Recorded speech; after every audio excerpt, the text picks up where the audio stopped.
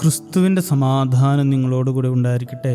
വചനകിരണത്തിലേക്ക് ഏവർക്കും സ്വാഗതം. കടലിൻ്റെ അടിത്തട്ടിലേക്ക് വേഗത്തിൽ പായുന്ന സൂര്യനെ നോക്കി അവൾ എന്തൊക്കെയോ ചിന്തിച്ചു കൂട്ടുകയാണ്.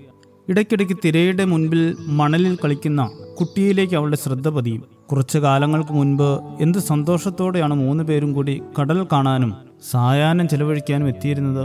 എന്നാൽ ഇന്ന് അവരുടെ എണ്ണം 2 കുറഞ്ഞിരിക്കുന്നു. കുടുംബ കോടതിയിൽ നിന്ന് വിവാഹമോചനം നേടിയപ്പോൾ ഒന്ന് മാത്രമേ മനസ്സിലുണ്ടായിരുന്നുള്ളൂ: എൻ്റെ കുട്ടിയെ ഒരു വിഷമവും അറിയിക്കാതെ വളർത്തണം. അതുകൊണ്ടാണ് മകൾ ബീച്ചിൽ പോകണമെന്ന് പറഞ്ഞപ്പോൾ ഒരു മടിയും കൂടാതെ കുട്ടിയെയും കൂട്ടിക്കൊണ്ടുവന്നത്. ഇരുട്ടായി തുടങ്ങി. മകളെ കൂട്ടിക്കൊണ്ടു പോകേണ്ട സമയമായിരിക്കുന്നു. അത്താഴം ഹോട്ടലിലാണ്. അവൾക്ക് ഏറ്റവും ഇഷ്ടപ്പെട്ട ഐസ്ക്രീം ഒക്കെ വാങ്ങിക്കൊടുക്കണം. മനസ്സിലെ ചിന്തകൾ ഇങ്ങനെ വേഗത്തിൽ മുന്നേറുമ്പോൾ അവൾ മകളുടെ അടുത്തെത്തി. ഒരു ചെറിയ കമ്പെടുത്ത് അവൾ മണലിൽ എന്തൊക്കെയോ എഴുതി കൂട്ടുന്നുണ്ട്. അപ്പൻ്റെയും അമ്മയുടെയും പേരിനൊപ്പം അവളുടെ പേരും മണലിൽ മനോഹരമായി എഴുതുകയാണ് അവൾ. അവൾക്കറിയില്ലല്ലോ 3 പേരുകളും ഇനി ഒരുമിച്ചില്ല എന്ന്. എല്ലാം വെട്ടിമുറിച്ചിരിക്കുന്നു. പെട്ടെന്നൊരു തിരമാല വന്ന് തീരമണഞ്ഞു. എഴുത്തെല്ലാം ആ തിരയിൽ മാഞ്ഞുപോയി. അമ്മയുടെ കണ്ണിൽ നിന്നും കണ്ണുനീർ തുള്ളികൾ ഇറ്റു വീണു. പക്ഷേ കടൽ തീരത്തെ മണലിൽ വീഴുന്ന കണ്ണുനീർ തുള്ളിക്ക് എന്തായുസാണുള്ളത്? അവൾ മകളെയും കൂട്ടിക്കൊണ്ട് നടന്നു. കാറിൽ കയറുമ്പോൾ ഒരിക്കൽ കൂടി അവൾ കടൽ തീരത്തേക്ക് നോക്കി. എത്ര മനോഹരമാണത്!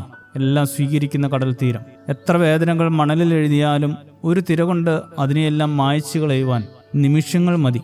എത്ര നേരം ഇരുന്ന് കരഞ്ഞാലും ഒരു മടിയും കൂടാതെ കണ്ണുനീരിനെയൊക്കെ സ്വീകരിച്ച് ആരും അറിയാതെ തിരകളിൽ ഒളിപ്പിക്കും. ഒരു കടൽ തീരമാകാൻ കഴിയുക എന്നതിനേക്കാൾ വലിയ അനുഗ്രഹം മറ്റുള്ളവർക്ക് പ്രദാനം ചെയ്യുവാൻ നമുക്ക് കഴിയുമോ എന്ന് സംശയമാണ്.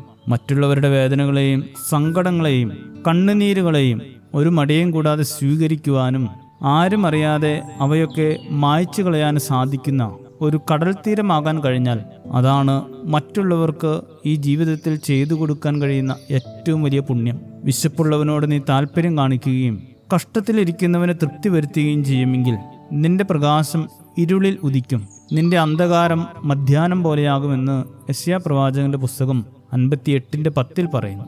മറ്റുള്ളവരുടെ ജീവിതത്തിൽ ഇരുളിൽ പകർന്നു കൊടുക്കേണ്ട പ്രകാശത്തിൻ്റെ ആവശ്യകതയെക്കുറിച്ചാണ് പ്രവാചകൻ സൂചിപ്പിക്കുന്നത്.